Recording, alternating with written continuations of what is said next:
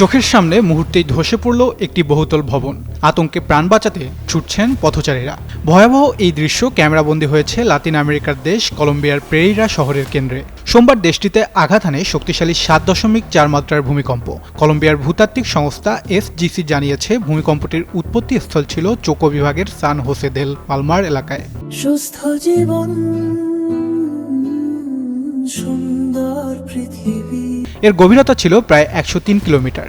ভূমিকম্পে পেরেইরা সহ পশ্চিম কলম্বিয়ার মানিজালেস ও কালি শহরেও ব্যাপক ক্ষয়ক্ষতি হয়েছে। পেরেইরা ভিয়া 1 নামে একটি ভবন ধসে পড়ার সময় চারদিকে ধুলোর মেঘ ছড়িয়ে পড়ে।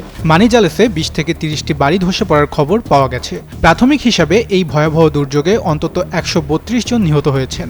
আহত হয়েছেন আরও অন্তত 570 জন। এছাড়া নিখোঁজ রয়েছেন 2700-রও বেশি লোক।